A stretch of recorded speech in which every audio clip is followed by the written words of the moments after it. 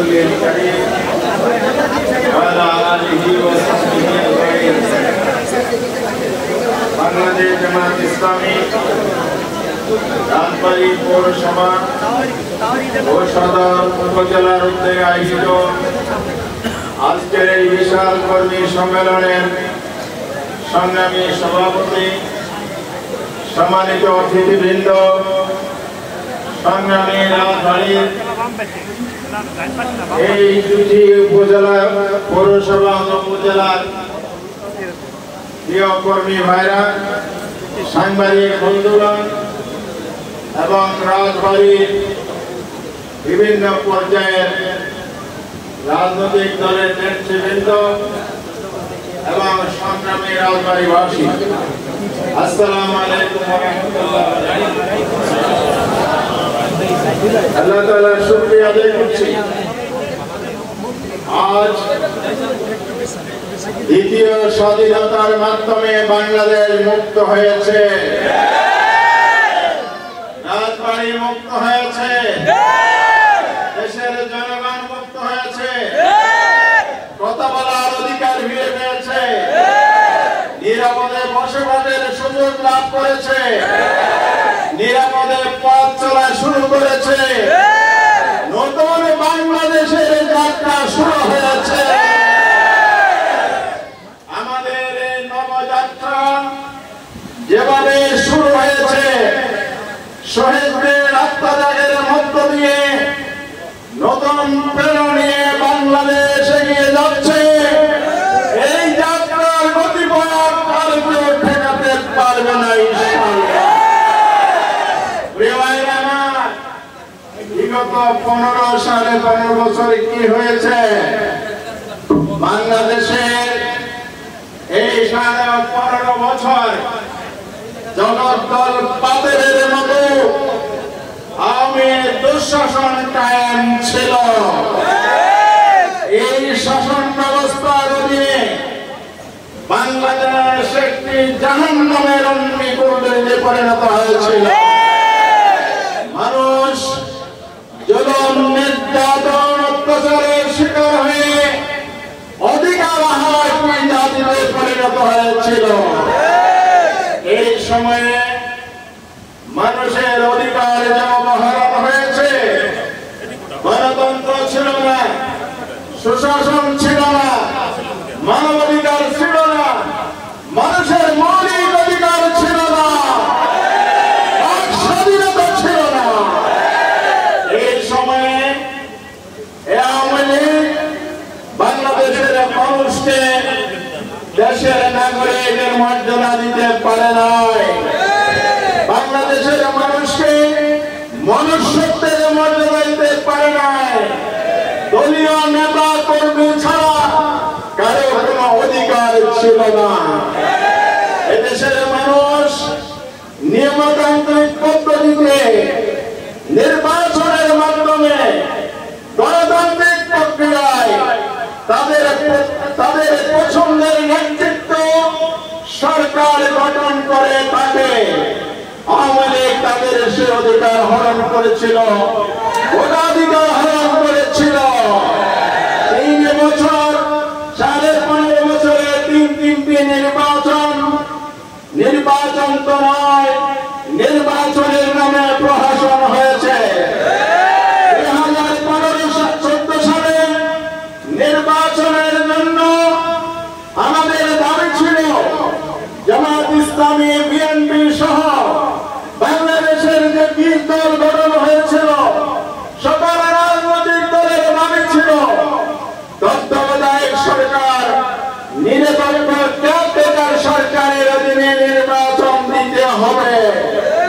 যে তত্ত্বাবধায়ক সরকার বা কেয়ারটেকার সরকার ব্যবস্থার জন্য আওয়ামী লীগ 173 দিন হরতাল করেছিল। বাংলাদেশের আন্দোলন সংগ্রাম, তারা আমাদের সাথে জামাত এবং জাতীয়বাদী সেই সময় আন্দোলন যে করেছিল, তারাও সে আন্দোলনে যোগদান করেছিল।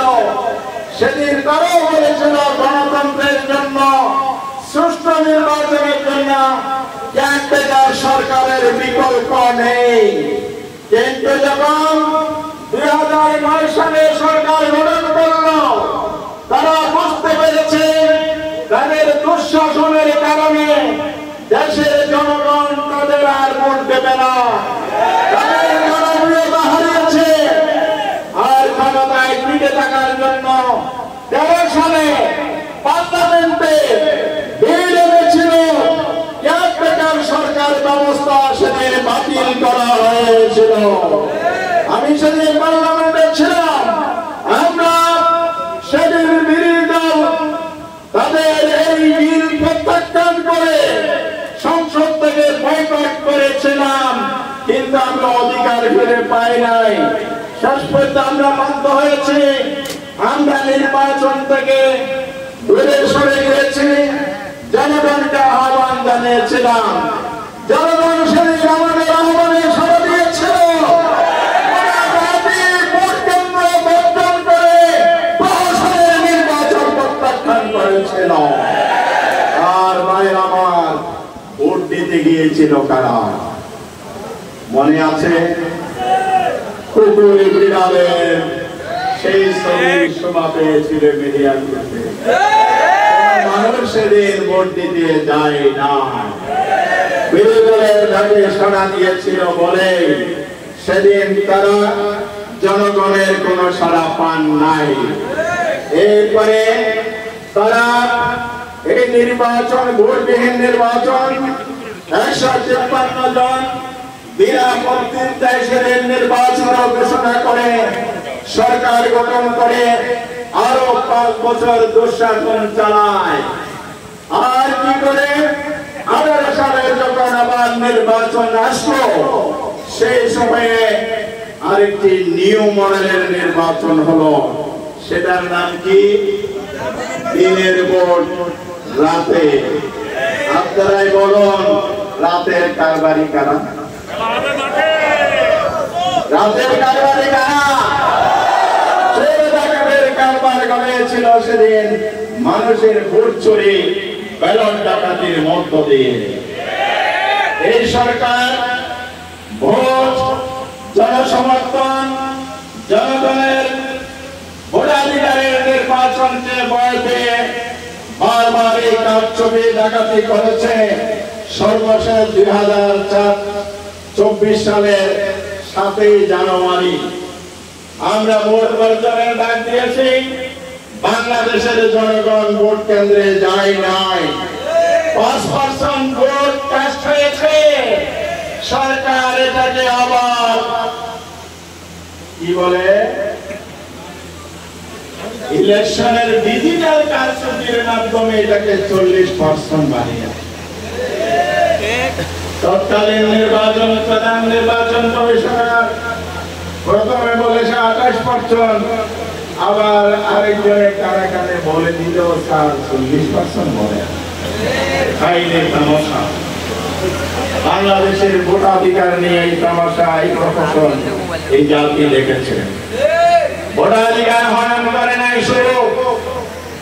এই বাংলাদেশের মানুষ অন্যায়ের প্রতিবাদ করতে গিয়ে জেল কেটেছে। বছরের পর বছর কারাগারে নির্যাতন করা হয়েছে।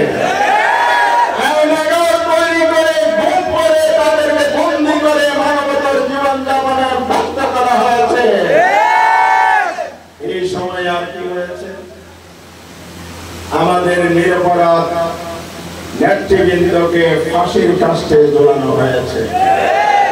মিথ্যা বানোয়াট মামলা এবং মিথ্যা সাক্ষী জোগাড় করে ফরমায়েশি রায়ের মাধ্যমে এই নিষ্পাপ মানুষগুলোকে ফাঁসিতে ঝোলানো হয়েছিল।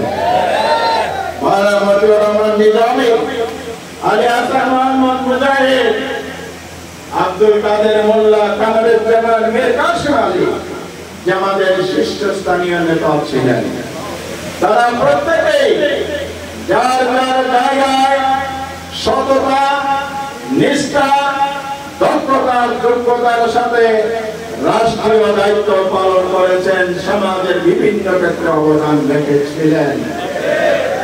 এই মানুষগুলোর অপরাধ কি ছিল?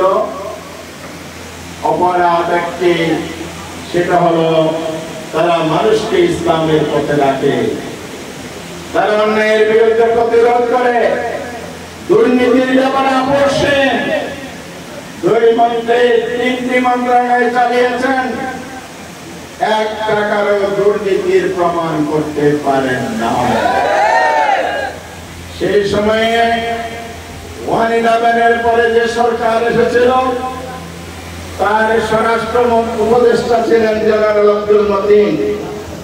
যখন তার কাছে সাংবাদিকরা প্রশ্ন করেছিলেন সব দলের নেতাদেরকে আপনারা গ্রেফতার করছেন, জামাতের নেতাদেরকে কেন গ্রেফতার করছেন না, তখন তিনি বলেছিলেন, স্বরাষ্ট্র উপদেষ্টা, আমরা তো অনেক চেষ্টা করে দেখেছি, দূরবীন দিয়ে খুঁজেছে নিজামী সাহেব মুজাহিদ সাহেবের বিরুদ্ধে 2 মন্ত্রীর বিরুদ্ধে 2 টাকার কোন দুর্নীতির প্রমাণ আমরা পাই না। আর যদি তথ্য থাকে আপনারা একটু আমাদেরকে তথ্য দিয়ে সহযোগিতা করেন। প্রিয় ভাইরা আমার, সেই তথ্য আজ পর্যন্ত কেউ হাজির করতে পারে নাই। এই নিষ্পাস মানবগুলো এই সততার সাথে যোগ্যতার সাথে দায়িত্ব পালনের কারণে তারা আমাদের অপশক্তি যে শাসন ক্ষমতা ছিল পরবর্তীকালে তাদের রোষানলের শিকার হয়েছে। জামায়াতের মন্ত্রীরা যদি এমপিরা যদি এরকম সুশাসন উপহার দেয় তাহলে আগামী দিনে এই দেশে ইসলামের বিজয় হবে, কায়েম হবে। তাহলে আবুল মাল আব্দুল মুহিনের মতো ভাষ্য অনুযায়ী পার্লামেন্টে বাদে হিসেবে তিনি বলেছিলেন পুকুর চুরি তো হয় নাই, সাগর চুরি হয়েছে। সাগর চুরির অভিযান বাইরে খাবে, সব লোকেরাই ক্ষমতায় আসে। এটাই ছিল তাদের অপরাধ। তাদের অপরাধ ছিল কি, তারা মানুষকে ন্যায়ের পথে আহ্বান করত। ব্যক্তি জীবনে যেমন সৎ ছিলেন, সততা ন্যায় বিচারের ভিত্তিতে একটি শাসন ব্যবস্থা কায়েমের জন্য মানুষকে আহ্বান করেছিলেন। সেই কারণে তাদেরকে ফাঁসির কাস্টে ঝোলানো হয়েছে। এরপরে অসংখ্য নেতা কর্মী মিথ্যা মামলার শিকার হয়েছে, বছরের পর বছর জেল কেটেছে। গম খুন রাহাজানি অত্যাচার সারা দেশের অফিসগুলো বন্ধ করা হয়েছে। বিরোধী দলগুলো নির্যাতন নিষ্পেষণের শিকার সেদিন হয়েছিল। আর এই সময়ে সবচেয়ে বেশি নির্যাতিত দল বাংলাদেশ জামাত ইসলাম। আমাদের উপর তাদের এত ক্ষোভ, এত প্রতিহিংসা এবং জিজ্ঞাসার কারণ কি? কারণ একটি সততার ভিত্তিতে, ন্যায়পরায়ণের ভিত্তিতে, সুশাসনের ভিত্তিতে, মানবিক অধিকার প্রতিষ্ঠার মাধ্যমে যদি বাংলাদেশ একটি আধুনিক ইসলামী সার্বজনীন কল্যাণ রাষ্ট্র কায়েম হয় তাহলে তারা নেতৃত্ব হারাবে চিরস্থায়ীভাবে। আমাদেরকে দমন অভিযান চালিয়েছে, আমাদেরকে নির্মূল করতে চেয়েছে, কিন্তু আজ প্রমাণ হয়েছে আদর্শবাদী আন্দোলনের দমন নিবেদনের মাধ্যমে নিঃশেষ করা যায় না। এক গতিময় নদী যখন চলমান থাকে তা যদি বাধাপ্রাপ্ত হয়, বেরিয়ার তৈরি করা হয়, পানি উপচ করে বন্যার ডল স্রোত সৃষ্টি হয়, তখন সকল অন্যায়কে ভাসিয়ে নিয়ে যাওয়া হয়। জামাত ইসলামের আন্দোলন আদর্শ ভিত্তিক আন্দোলন, ক্ষমতা কেন্দ্রিক আন্দোলন নয়। জামাত ইসলামের আন্দোলন হচ্ছে নবী রাসূলদের পরিচালিত আন্দোলন, কোরআন সুন্নাহর আদর্শের ভিত্তিতে পরিচালিত আন্দোলন। জামাত ইসলামের আন্দোলন মানব কল্যাণধর্মী আন্দোলন। জামাত ইসলামের আন্দোলন নিয়মতান্ত্রিক এবং গণতান্ত্রিক আন্দোলন। জামাত ইসলামের আন্দোলন গরিব অধিকার হারা মানুষের অধিকার প্রতিষ্ঠার আন্দোলন। ঢাকার তরুণদের কর্মসংস্থান করার আন্দোলন। জামাত ইসলামের আন্দোলন ধনী দরিদ্রের বৈষম্য দূরীকরণের আন্দোলন। সেই কারণে তারা দমন করতে করতে চেয়েছে, আল্লাহ তাআলার সাহায্যের বদৌলতে আল্লাহর কথাই সেটাই প্রমাণিত হয়েছে। ইউরিদুনা লিইউতফিউ নূরাল্লাহি বিআফওয়াহিহিম ওয়াল্লাহু মুতিম্মু নূরিহি ওয়ালাউ কারিহাল কাফিরুন। তারা মুখের ফুটকারে আল্লাহর দ্বীনকে নিয়ে যেতে চায়। আল্লাহর সিদ্ধান্ত হলো তার দ্বীনের বিজয়, তার নূরকে তিনি প্রজ্বলিত করবেন। এই বাংলাদেশে আওয়ামী লীগের নেতারা বলতো খেলা হবে, বলতো এখন আমরা থাকা সেই খেলোয়াড় আর কোথায়? তারা আমাদের নিঃশেষ করতে চেয়েছে। এখন তারা এত বছরের ঐতিহ্যবাহী দল, এত সুশাসন আর উন্নয়ন মানুষকে দিয়েছেন, তাদের অন্ধকারে তাদেরকে দেশ ছেড়ে পালিয়ে যেতে হয়েছে। 15.5 বছরের একজন প্রধানমন্ত্রী এবং 1949 সাল থেকে আজকের এই সময় পর্যন্ত প্রায় শতাব্দীর কাছাকাছি সময়ে একটি প্রাচীন দল আওয়ামী লীগ, তার নেত্রী এমন অসহায়ভাবে দেশ ছাড়লেন, নেতা কর্মীদেরকে কোনো নির্দেশনা দিতে পারলেন না। আপনারা করেন, দেশের মানুষের উপর কি অত্যাচার আপনারা করেছেন, আপনারা এখন সাহস পাচ্ছেন না জনগণের সাথে বসবাস করতে। আমাদের উপর জুলুম এসেছে, নির্যাতন এসেছে, নিষ্পেষণ এসেছে, হত্যাযজ্ঞ চালানো হয়েছে। এই সময়ে উল্লেখযোগ্য 4টি হত্যাকাণ্ড নয়, গণহত্যা চালিয়েছে আওয়ামী লীগ। একটা হলো 2009 সালের 25শে ফেব্রুয়ারি বিডিআর হত্যাকাণ্ড, 57 জন সামরিক চৌকস মেধাবী অফিসারকে হত্যা করা হয়েছিল। এটা ছিল একটি গণহত্যা। 2013 সালে ইমানি আন্দোলনের নামে নাস্তিক মুরতাদদের বিরুদ্ধে হেফাজতে ইসলাম উলামায়ে কেরাম শাপলা চত্বরে জমায়েত হয়েছিল। শান্তিপূর্ণ সমাবেশে সেদিন আমি বর্বরতা শাপলা চত্বরকে রক্ত রঞ্জিত করেছিল।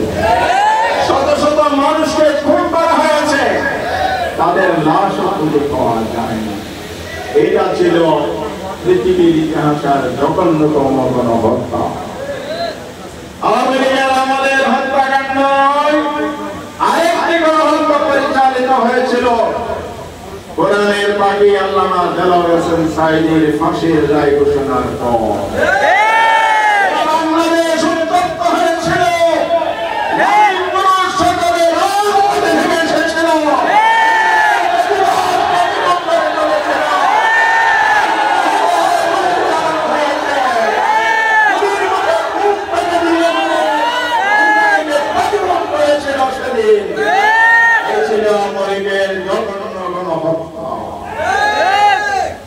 সর্বশেষ গণহত্যা চালানো হয়েছে 2024 সালের জুলাই মাস, আগস্ট মাস।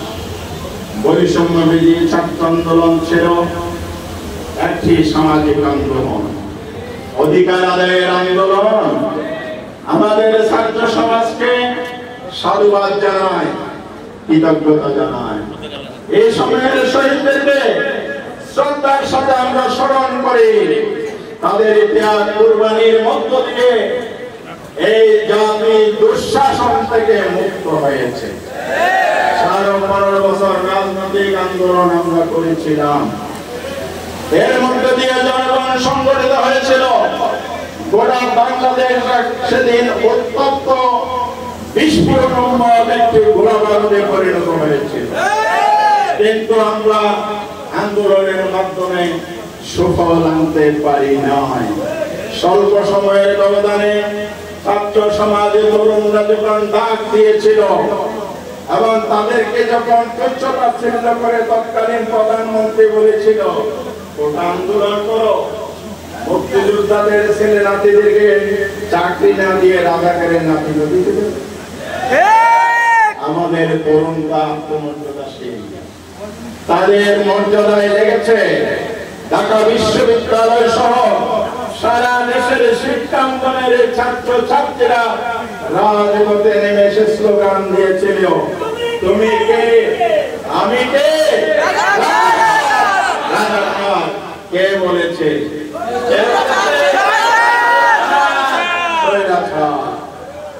সেদিন ছাত্র জনতার এই পদধ্বনি গোটা বাংলাদেশে ছড়িয়ে পড়ে।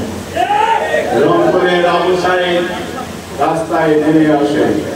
ইসলামী ছাত্র শিবিরের কর্মী আবু সাইদ সেদিন স্লোগান লিখেছিল, বুকের ভেতর অনেক জ্বর, বুক পেতেছি গুলি কর। সামনে বুক পেতে দিয়ে যাত্রা হয়ে পড়েছিল রাজপথে লুটিয়ে। তিনি দুনিয়া থেকে চলে গেছেন, কিন্তু বাংলাদেশকে পথ দেখিয়েছেন। এই জাতি পদের দিশা পেয়েছে, আন্দোলন ঘুরে দাঁড়িয়েছে, যা শেষ পরিণতিতে বিজয় ঘোষিত হয়েছে 5ই আগস্ট। সেদিন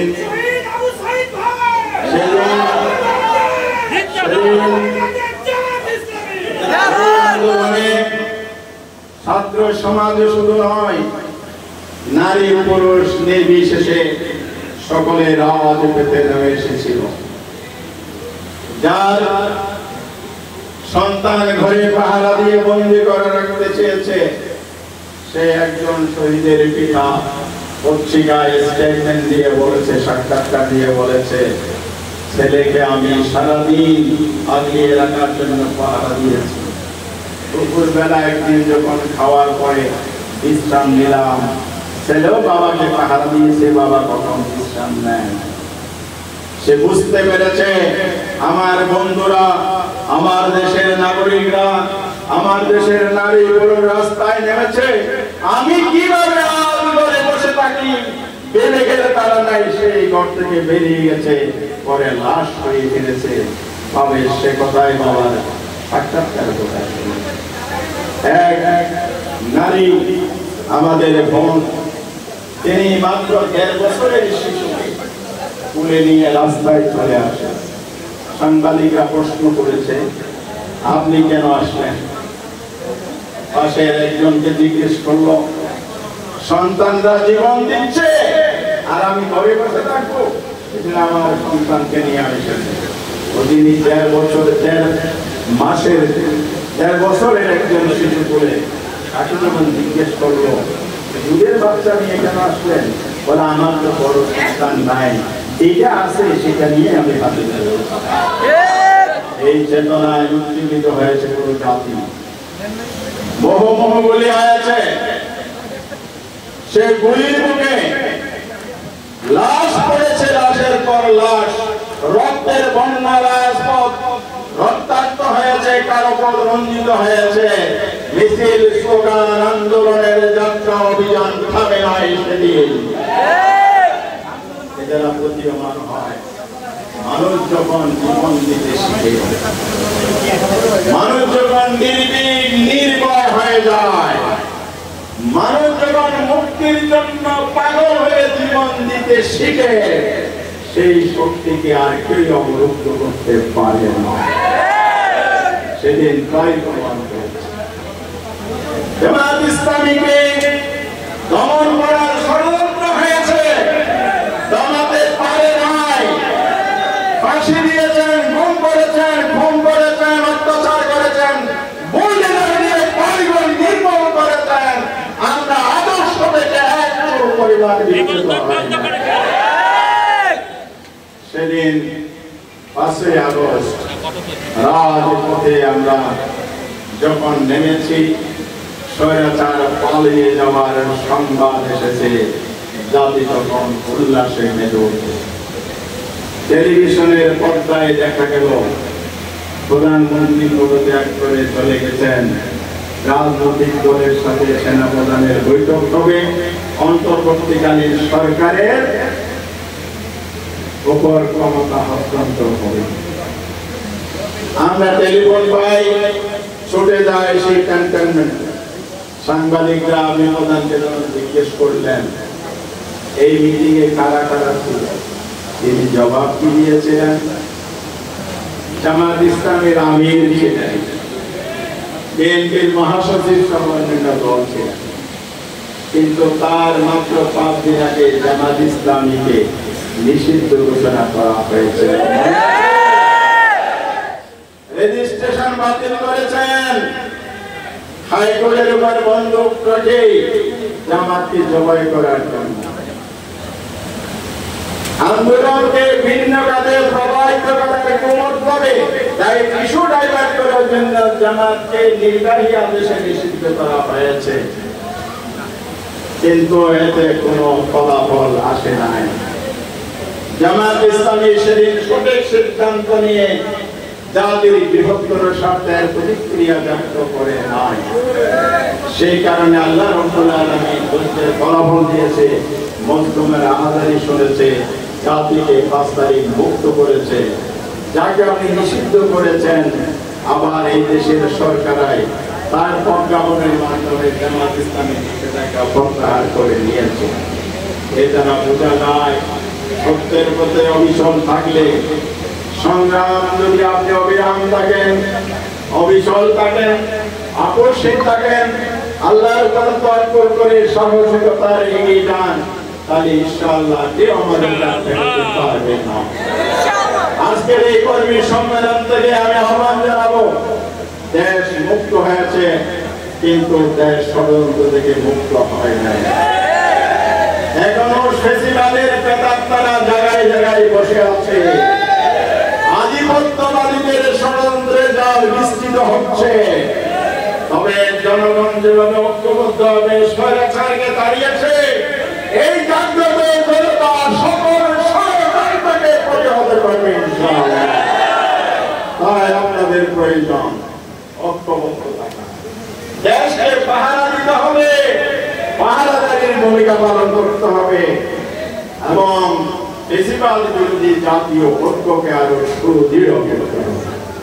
সেই সাথে কথা বলতে চাই, আমাদেরকে আগামী দিনে এই বাংলাদেশকে গড়ে তুলতে হবে, যে বাংলাদেশ হবে সম্প্রীতির বাংলাদেশ, যে বাংলাদেশ হবে সৌহার্দ্যের বাংলাদেশ, যে বাংলাদেশ হবে ভ্রাতৃত্ববোধের বাংলাদেশ, যে বাংলাদেশ হবে শান্তির বাংলাদেশ, যে বাংলাদেশ হবে সমৃদ্ধির বাংলাদেশ।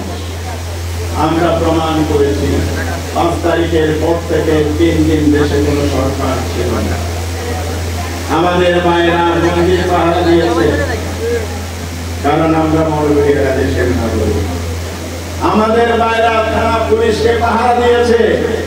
আমরা মনে করি অপরাধ করলে আইনের আওতায় এনে শাস্তি হবে, আইন হাতে তুলে নেওয়া যাবে না। যদি আইন হাতে তুলে নেন, তাহলে আপনি সেই আওয়ামীলীগের চরিত্রে আপনি প্রকাশ করেন। এই জন্য জামাত ইসলামী একটি আদর্শবাদী দল হিসাবে তার নিজের দায়িত্ববোধ থেকে সেই ভূমিকা পালন করেছে, যেটা জাতির সাক্ষী আছে আমাদের অবদান এবং ভূমিকা কি ছিল। আমরা শহীদ পরিবারের ধারে ধারে গিয়েছি, নিহতদের 2 লক্ষ টাকা দিয়েছি মাথা পিছু, আর আহতদের রোগীর চিকিৎসা আমরা করেছি, এখনো অব্যাহত আমরা চালিয়ে যাচ্ছি। বাংলাদেশের কোন মানুষ বিনা চিকিৎসায় থাকবে না, অনাহারে থাকবে না, অশিক্ষিত থাকবে না। বাংলাদেশের কোন মানুষ নিরাপত্তাহীন থাকবে না। এটাই জামাত ইসলামের কর্মসূচি, এটাই জামাত ইসলামের দায়িত্ব। এই কর্মসূচি নিয়ে আমাদের এই কর্মী বাহিনীকে মানুষের দ্বারে দ্বারে বসতে হবে। আজকে যে সমগ্র পরিবেশের এই ধরনের সুযোগ পেয়েছেন, এটা আল্লাহ তাআলার অপরন্ত নিয়ামত। এই নিয়ামতকে কাজে লাগে প্রতিটি কর্মীকে একটি বিপ্লবের দাওয়াত নিয়ে মানুষের দ্বারে দ্বারে ঘরে ঘরে বসতে হবে। পারবেন? আপনি দিনের দাঈ আল্লাহ হিসাবে দাওয়াতের দিন যে কথা নিয়ে মানুষের কাছে যাবেন, মানুষকে বোঝাবেন ফেসিবাদের দিন শেষ। আরেক ফেসিবাদের আগমনের পর যুদ্ধ করতে হবে। সোনার নতুন বাংলাদেশ গড়তে হলে সব চরিত্রবান দক্ষ ভাগ্যবান মানুষদের কাছে ক্ষমতা অর্পণ করতে হবে। সেই মিশন নিয়ে আপনারা মাঠে নামেন, পাড়ায় পাড়ায় সংগঠন গড়ে তোলেন, প্রতিটি পাড়ায় মহল্লায় জামাত ইসলামের ইউনিট কায়েম করেন, সেই সাথে দুর্দশাগ্রস্ত মানুষের পাশে দাঁড়ান। জামাত ইসলামের দ্বিতীয় দফা কর্মসূচি মানুষের কল্যাণ, সমাজের কল্যাণ। এই রাজনৈতিক কর্মসূচি, দাওয়াতি কর্মসূচি, সাংগঠনিক কর্মসূচির পাশাপাশি সামাজিক কর্মসূচিকে জোরদার করুন।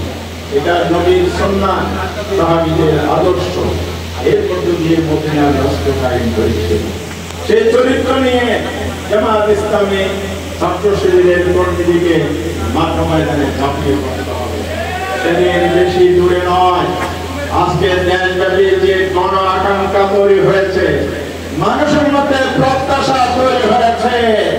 মায়েরা, আমরা অনেক কিছু এই দেশে দেখেছি, একবার অন্তত কোরআনের শাসন দেখতে চায়, ইসলামের শাসন দেখতে চায়। এলাকাবাসী প্রতিজ্ঞা করেছে আপনাদের হাতে দায়িত্ব অর্পণ করার জন্য। সেই জন্য মানুষের প্রত্যাশা পূরণে অনেক বেশি ত্যাগ স্বীকার করতে হবে, অনেক বেশি পরিশ্রম করতে হবে, অনেক বেশি মানুষের কল্যাণের জন্য আপনাদেরকে ভূমিকা পালন করতে হবে। এই জন্য প্রতিটি কর্মী যদি আল্লাহ সংগঠক, সমাজকর্মীর ভূমিকায় পালন করতে পারেন, তাহলে ইনশাআল্লাহ এই বাংলাদেশ হবে আগামী দিনে একটি কল্যাণকর রাষ্ট্র, ইসলামী আদর্শ কেন্দ্রিক রাষ্ট্র। সে রাষ্ট্রের নেতৃত্ব দেবে জামাত ইসলামী। সবাইকে আন্তরিক ধন্যবাদ জানাই আমার বক্তব্য এখানে শেষ করছি। আল্লাহ হাফেজ। বাংলাদেশ জিন্দাবাদ, বাংলাদেশ জামাত ইসলামী জিন্দাবাদ। আসসালামু আলাইকুম।